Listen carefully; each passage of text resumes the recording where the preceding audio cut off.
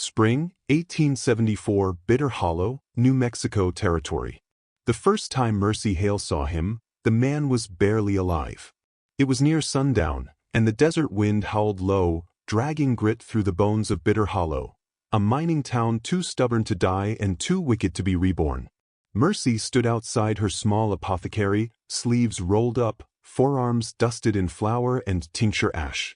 She'd spent the day tending to a miner's crushed leg and boiling herbs in the cast-iron kettle. Her fingers still smelled of camphor and dried blood.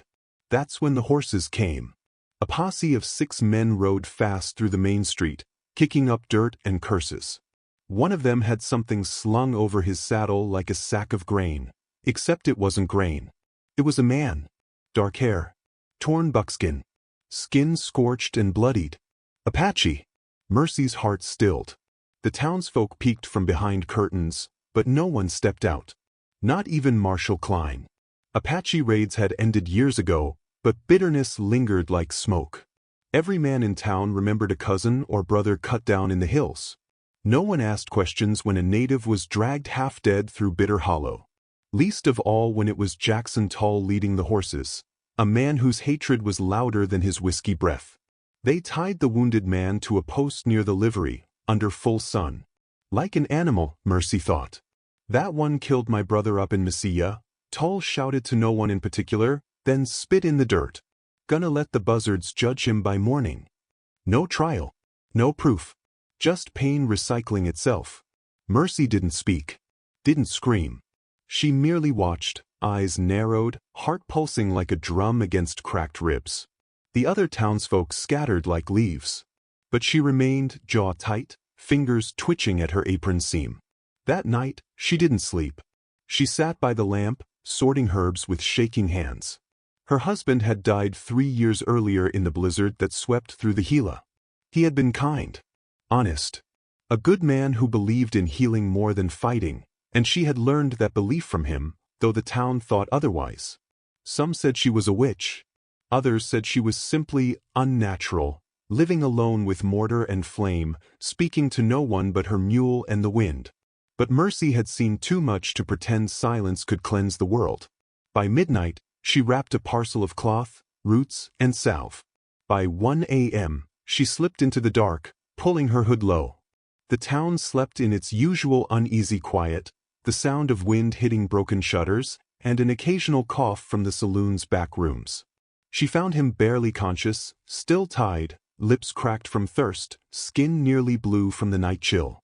One eye was swollen shut, the other open just enough to watch her approach like a cornered coyote. She didn't speak. Just cut the rope. He slumped forward, body too broken to resist, but even then his hands twitched toward a weapon he didn't have. Mercy gently caught him under the arms. He tried to snarl, but it came out as a wheeze. "I'm not here to kill you," she whispered, and though her voice shook, her grip didn't. "You'll die if I leave you. So let me do what I was born to do." She dragged him inch by inch toward the back of her apothecary. No one saw her. No one cared. By morning, the sun rose over Bitter Hollow like a vulture stretching its wings. The town stirred, but not with urgency. Hangovers, routine, and the quiet acceptance that cruelty had come and gone in the night. When they found the post empty, the rope torn, there was muttering. Tull shouted, accused, demanded action. But the marshal only shrugged. "Maybe coyotes dragged him off," he said. No one looked too hard. Meanwhile, Mercy's door stayed shut. Inside, she knelt beside the cot in the back room. The man was fevered, breathing hard, chest heaving beneath old scars and new bruises. She had cleaned the wound at his side, a deep, infected gash from either a blade or bullet, and now she packed it with boiled pine sap and willow bark. She worked silently, but he watched her every move. When he finally spoke, his voice was gravel. "Why?" Mercy didn't look up. "Because if I let you die, I'm no better than the men who left you there." He closed his eyes, grimacing. "You're white." She met his gaze then. "And you're bleeding. That's what matters tonight." For a long moment he said nothing. Then sleep took him like a wave. Outside, the town gossiped. They'd always found Mercy strange. Now they found her suspicious. But no one dared knock on her door. The scent of bitterroot and deathweed always kept them a little afraid. They didn't know she was nursing the very man they wanted dead. She didn't care. In the desert, kindness was rarer than water. And when it showed up, no matter the shape or color, you had to protect it. Even if it bled. Even if it came wrapped in silence and danger. His name, she would later learn, was Caton. But for now, she called him what he was in her eyes. A hunted man, and one who had come, perhaps not just to be healed, but to change the rhythm of her heart. Caton slept for nearly 3 days. In that time, Mercy barely left the room. She boiled water, changed bandages, mashed roots into paste. His fever came in waves, crashing and retreating like the Rio Grande in spring. At night, she sat by the cot, watching him toss in half-conscious dreams. Apache words slipped from his mouth, names, prayers, maybe curses. She didn't understand them, but she listened all the same. On the 4th day, he opened his eyes fully. "Where am I?" he asked, his voice still ragged. "My home. Bitter Hollow," she replied. "You've been here 4 nights." He tried to sit up, failed, and clenched his jaw in frustration. "Why not let me die?" Mercy gave a tired smile. "Because I've already buried one good man. Didn't seem right to let another slip away if I could stop it." Caton didn't answer. His eyes flicked around the room, registering the dried herbs on the wall, the cracked window pane, the way the cot sagged under him. She could see the calculation in his face, a man used to surviving, not resting. "My name is Mercy," she said softly, "in case you forgot to ask." He blinked, then nodded. "Caton." She repeated it under her breath to be sure she had it right. Caton. A name like stone. Simple, heavy, enduring. Outside, the town stirred uneasily. The livery boys noticed her shutters were always closed. That she hadn't come for bread. Hadn't stopped by the tanner's store for medicine refills. Word spread like disease. By week's end, a rumor grew legs. Mercy Hale was hiding something. Jackson Tull led the charge. That which ain't just stirrin' up herbs. I saw the look on her face when we rode in with that redskin. She pitied him. "She's always been strange," muttered Bethy Morris behind her knitting needle at the saloon. "Talks to the wind. Never goes to church." The marshal, to his credit, didn't bite.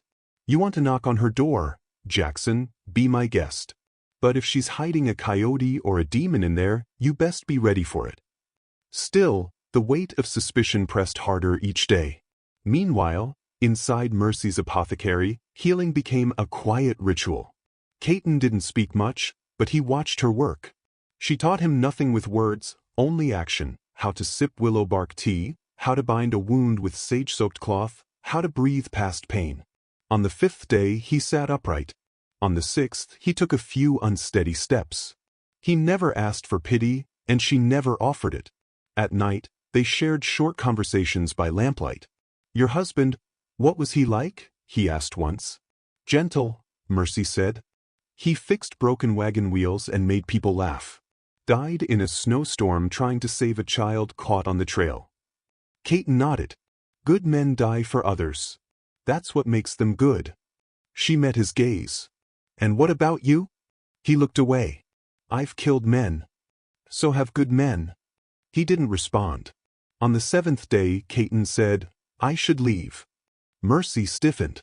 She'd known it was coming, the way the sky warns of a storm you can't stop. But still her chest ached. "You're not strong enough," she said. "I will be. In another day or 2. Silence settled between them. It wasn't fear that made her speak next. Not fear for her safety, but fear for him. "They'll kill you if they see you again." "I know. You saved me," he added, voice low. "And I won't repay that by bringing trouble to your door." Mercy reached for the small carved amulet around her neck, a bone charm her husband had made, worn smooth over time. She slipped it off and pressed it into Caton's palm. "For luck," she whispered, "if you believe in such things." He stared at it for a long time, then tucked it inside his shirt without a word. That night, the wind howled louder than before. Somewhere in town, a dog barked and didn't stop. Mercy couldn't sleep. She stood by the window, watching the moon rise over the ridge, silver and cold. Behind her, Caton's voice broke the silence. "When I was a boy," he said, "my mother told me the moon carried the spirits of the dead, that when it was full, they could whisper to us if we listened." She turned. "And what do they say?" He shrugged. "Mostly they ask why we're still alive." Mercy crossed the room and sat beside him. I think we stay alive to bear witness," she said. "To remember the good. To carry it forward." Caton nodded slowly. His eyes were heavy, but they stayed locked on hers. "I will remember you," he said. And that was the last thing he said before he left. Before dawn, she found the cot empty. The amulet gone. No blood trail. No footprints. Only the faint scent of cedar and smoke where he had slept. Mercy stood in the doorway, wind catching her hair, eyes fixed on the distant hills. She didn't cry. But she would remember. Just as he promised. Autumn crept into Bitter Hollow like a shadow. The hills browned. The trees along Willow Creek began to whisper their farewells. And Mercy Hale kept her shutters closed. Caton had been gone for over a week. She didn't know where he went, north, toward the borderlands, or east, back to the canyons. He had left no sign, no farewell, only silence. And the silence in Bitter Hollow was growing louder every day. By mid-October, the whispers turned to accusation. Bethy Morris came first, with her honeyed voice and poisoned tongue. "Mercy," she said, setting down a tin of lard on the stoop. "You've always been different. But it's not right, what folks are saying. They're talking about you, Mercy. About how you looked at that Apache like he was a long-lost friend." Mercy didn't rise to it. She simply accepted the lard, thanked her, and closed the door. The next visitor was Jackson Tull. He didn't bother knocking. "You harboring murderers now?" he growled, stepping into her shop like it belonged to him. "You know what he did, don't you? That Apache was seen at Spring Canyon. There was blood there, Mercy. A wagon burned, 2 men dead." "I saw a man bleeding to death," she replied coldly. "That's what I saw. And I treated his wounds." "You should have let him die." She stood straighter. "I'm a healer, Jackson. Not a hangman." He spat on her floor and left. The next day, her store was vandalized. The word, "traitor," was scrawled across her window in tar. Her jars of tincture smashed on the porch. A dead rabbit nailed to her door. She said nothing. Cleaned it all up before sunrise. But in town, people noticed she no longer greeted them with a nod. She walked faster. She stopped smiling. Even Reverend Mott grew distant. During Sunday sermons, he began to preach about righteous judgment, about keeping the camp clean, about wolves in lambskin. She didn't return after that. But Mercy was no stranger to loss. Years ago, when her husband died in a blizzard and her unborn child bled out of her in silence, the town brought her soup for 2 weeks, and then never spoke of it again. She remembered that cold. The kind that crept into your chest and stayed there. But this time was different. This time, it wasn't just grief. It was rage. Late one night, she sat by the fire, grinding herbs for a woman's fever. The silence pressed against her like a wall. She stared at the coals until her vision blurred.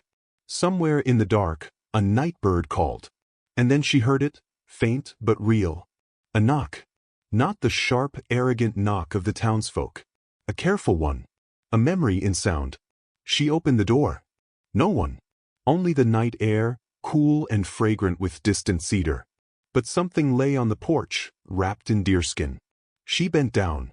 Her hands trembled as she unfolded the bundle. A satchel. Inside, a single carved flute, shaped from river bone. And beneath it, her amulet. The one she had given Caton. He had returned. Or at least, passed by. Her fingers clenched the charm.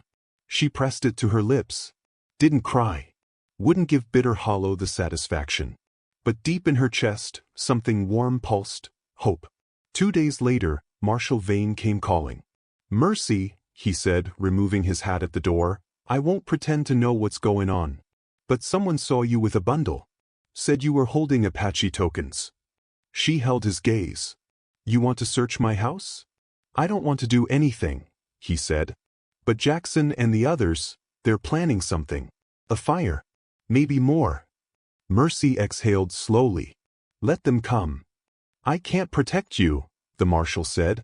Not if you don't give me a reason to. She looked past him, to the hills. I already gave a reason, she whispered. I saved a man's life. And then she closed the door. That night she packed. Not much. Just a few tools, a flask of dried herbs, a blanket. The flute and the amulet she wore around her neck. She didn't know what she was walking toward, only what she was leaving behind. At dawn, she lit a fire in the hearth one last time. She wrote a short note and left it on the counter. Then she walked out of Bitter Hollow, alone, heading north. Toward the mesas. Toward Caton. Toward something still undefined, but true. The high desert wind pressed at Mercy's back as she rode into the foothills, following no path marked by man. Her mare, Dusty, was lean from too many lean winters, but sure-footed. Mercy didn't speak aloud, not to herself, not to God, but every hoofbeat carried the same silent vow, I am not afraid of where this ends. She followed the river for days, sometimes walking beside her horse to save strength, sometimes riding through dry gulches where even the wind seemed to hush. The land grew wilder. Trees stood like watching elders, their trunks scorched from old fires. Elk trails became human ones, narrow, deliberate. She began seeing signs again, feathers lashed to scrub pine branches, a pile of stones stacked like steps to the sky. It was him. Caton was guiding her. Or testing her. Or both. On the fifth night, a figure appeared across the firelight, not Caton, but a girl no older than 16, painted with ochre and ash. She didn't speak. Just watched. Then laid down a pouch of dried berries and vanished before dawn. Mercy took it as a message, you're close. By midweek, the land changed. The cliffs rose, blood-colored and broken, and the wind carried the scent of smoke, not danger, but campfires. Home fires. She found herself standing on a bluff, staring down into a hollowed basin cradled by rock. There, half hidden in the earth and scrub, were the domed shapes of earth lodges. Apache dwellings. She had found them. Her legs trembled. But she didn't move. Then, without warning, the voice she hadn't heard in nearly a year broke the silence. You shouldn't have come. She turned.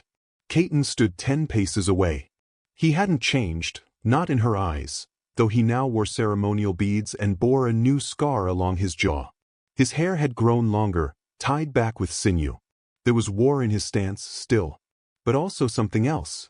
Sadness. He stepped closer. It was one thing to save me. It's another to come here. They'll think you're a spy. Or worse, bait. I didn't come to beg, she replied, steady. I came because I chose this. You left, Caton, and I let you, but I never stopped waiting. He looked at her for a long time. No answer.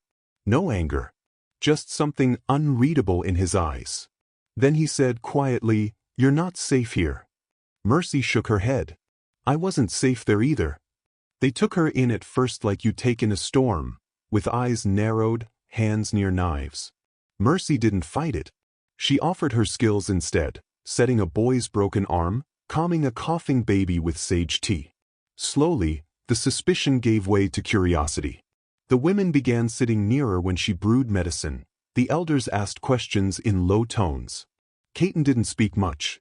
He was always watching, from the shadows, from across the fire, from behind walls. He bore the silence of a man carrying too much, too many dead, too many betrayals. And maybe guilt. Only once did he sit beside her alone. It was late and the fire was almost ash. I didn't come back because I was afraid, he said, eyes fixed on the flames. Not of them. Of what it would mean if I stayed. Mercy didn't touch him. She just said, You came back anyway. And that was enough. Then came the soldiers. She heard them before she saw them. Thundering hooves, sharp commands, the familiar sound of boots that didn't belong to the land. Word spread fast through the camp. Scouts had spotted cavalry approaching from the north, 10 riders strong. The nearest fort was 80 miles out. This was no patrol. This was a warning. And the townsfolk had sent it. They hadn't let her go. They had followed. Caton's people ready to move, to disappear deeper into the mountains. But Mercy knew this would not be the last time. The town wouldn't rest. They'd tasted fear and felt power in it. They'd bring more men next time. More guns. She stood in the center of camp, pale in her worn dress, the wind snapping her shawl. "If you run, they'll chase you forever," she said. Caton stepped forward. "We're not soldiers." "No," she said, "but I am." He frowned. She stepped closer, hand tightening around the bone amulet around her neck. "Not with a rifle. But with what I know. With what I can say. They still see me as one of their own. I can go back. I can speak." "You think they'll listen?" She looked at him, into him. "I think they'll be forced to." That night, Caton walked her to the edge of camp. No words passed between them for a long time. Finally he said, "If they take you, you'll hang." Mercy nodded. "Then let them look me in the eye while they do it." He reached into the pouch at his waist and pressed something into her palm. A stone, carved with the same symbol she had seen on the tree. "This means you walked with us," he said. "Not all will see it, but some will remember." She wanted to kiss him. She wanted to stay. But instead she turned, tucked the stone into her satchel, and walked toward the canyon. Not alone. Never alone again. Mercy rode alone through the gulch, dust rising around her like the ghosts of choices past. The Apache mark Caton had given her felt heavy in her pocket, though it weighed no more than a river stone. She reached the edge of town as dusk settled, the church steeple catching the last red light like a blade. Someone spotted her before she dismounted. Doors opened. As peered out, whispers began. She tied Dusty to the post outside the saloon, the same place where the mayor's posse had first set out to hunt Caton like an animal. The same saloon where men laughed about things they'd never done and blood they'd never spilled. Her boots thudded on the planks as she stepped inside. It went quiet. She scanned the room. Sheriff Grant stood near the back table, leaning on the polished grip of his revolver. The mayor, Preston Hale, stood beside him, a whiskey in hand, wearing that smug veil of righteousness Mercy had learned to see through. "Well now," Hale said, loud enough for all to hear, "look what the wind dragged back." "I need to speak," Mercy said. "And you're going to listen." Grant didn't move. "You know the law, Mercy. You left with a fugitive. You crossed that line, there ain't no coming back." She walked to the center of the room. "I crossed the line when I saved a man instead of watching him bleed for your fear," she said. "I didn't leave the law, I left your cowardice." Someone near the bar muttered, "She's gone mad." "No," she said, turning. "I've found the truth. And it's worse than madness, it's justice." The mayor stepped forward. "That savage and his people are hiding out again, I suppose?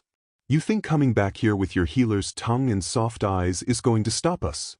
Mercy raised her chin. "You come for them again and you'll have to shoot through me first." There was a long silence. Then laughter.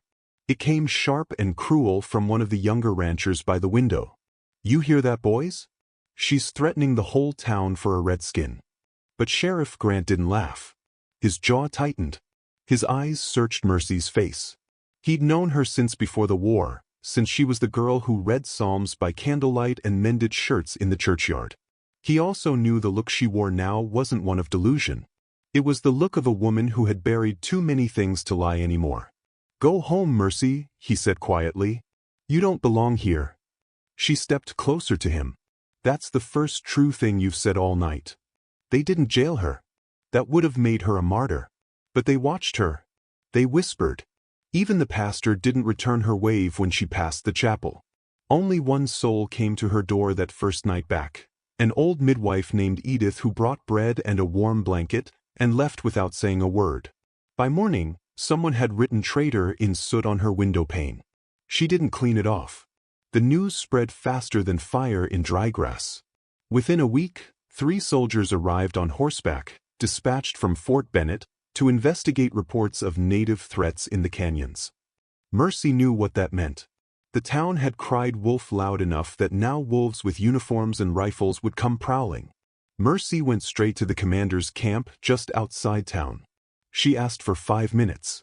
She was given 2. "This isn't your concern, ma'am," said Lieutenant Marks, too young for the gray in his eyes.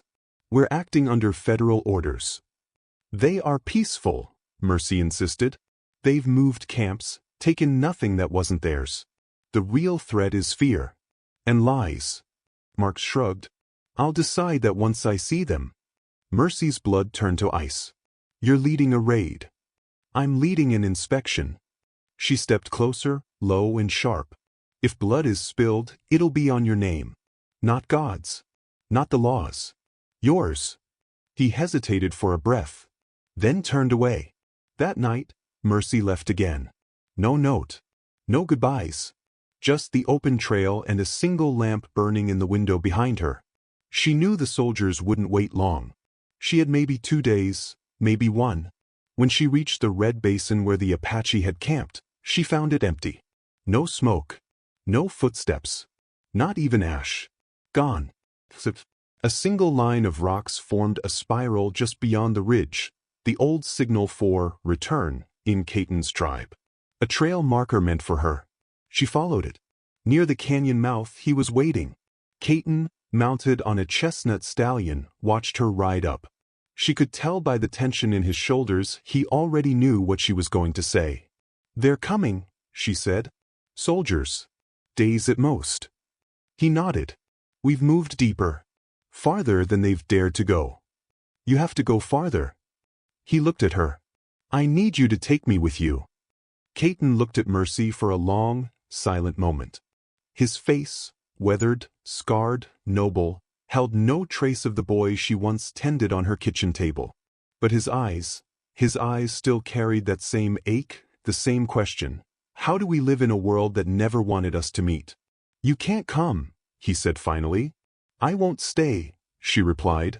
Their horses shifted beside them, restless from the wind that swept through the canyon. The air smelled of juniper and dust and war. The soldiers are close, she said, and the town has made its choice. I'm not one of them anymore. Caton dismounted. You're not one of us either. I don't want to belong, Mercy said, voice steady. I want to live. He didn't argue. Didn't tell her she was brave or foolish or naive. He just walked toward her, took the reins from her trembling hands, and led her horse along the narrow path up the canyon wall. They rode hard through the night, speaking only when the trail demanded it. The moon hung low, blood orange, casting long shadows that curled like fingers behind them. Caton's people were deep in the stone labyrinths of the painted basin, hidden among canyons no soldier dared to enter. It took a full day and half the night before they reached the sacred clearing, a grove where children laughed quietly, elders sat in story circles, and firelight touched every face like a blessing. When Mercy dismounted, a few heads turned. Eyes narrowed. Mothers drew their children close. Not out of hatred, but out of memory. White people had brought them loss in all its cruel forms. Why would this one be different? Caton stepped beside her. He didn't speak in English. He spoke in his language, soft, firm, true. They listened. Then the oldest woman among them, her back bent like the bough of a storm-worn tree, came forward. She placed her hand on Mercy's face. Then nodded once. That night, Mercy slept under the stars. Not as an intruder. Not as a savior. But as someone who had chosen them. Days passed. Then weeks. The soldiers never came. Or maybe they did, but found nothing but red cliffs and silence. Caton rarely left Mercy's side. He taught her the rhythms of the desert, the songs of morning sung in dusk, the bitter herbs that eased fever, the difference between a coyote's cry and a warning. She taught him how to laugh again. They never spoke of the day he left her all those years ago, not until the fire cracked low one night and silence stretched too long. I thought you died, she said. I did, he answered. But I came back for the only thing that ever brought me peace. One dawn, Mercy stood atop the ridge alone, looking toward the east where home once was. Dusty trails. Whitewashed homes. The church bell that once rang for her. It was all still there, but it no longer called her name. Caton joined her. His presence steady. Unshaken. You miss it? She took a breath. I miss what I hoped it would become. He touched her hand. You became something better, he said. Years later, travelers in the canyon sometimes spoke of a healer who lived among the Apache, a white woman with silver-threaded hair and a gaze sharp as flint. They said she carried a satchel of herbs and a rifle she rarely used, and that beside her walked a warrior who had once been feared, now feared no longer. They said she sang songs in 2 tongues, and no one knew which were lullabies and which were prayers. But all who heard them left changed. ChatGPT ko the Macloy. Hey Kim Trakak Thong Tin Quanto. 20 years had passed since the fire. Since Mercy's cabin burned and Caton disappeared into the darkness of justice twisted by fear.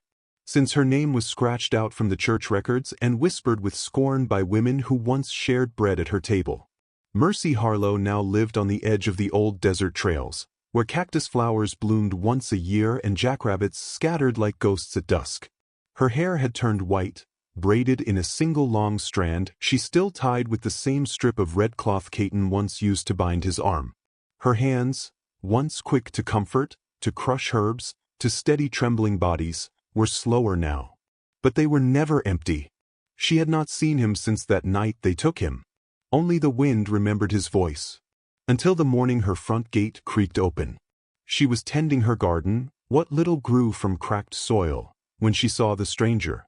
He was no longer the boy she healed from bullet wounds, or the young man she risked her life to protect. He stood tall, his frame hardened, scars marking the edges of his cheek and jaw. A broad-shouldered figure in a worn shirt and bone necklace, his boots caked in red earth. But his eyes, they hadn't changed. Neither had hers. Caton removed his hat. He didn't speak.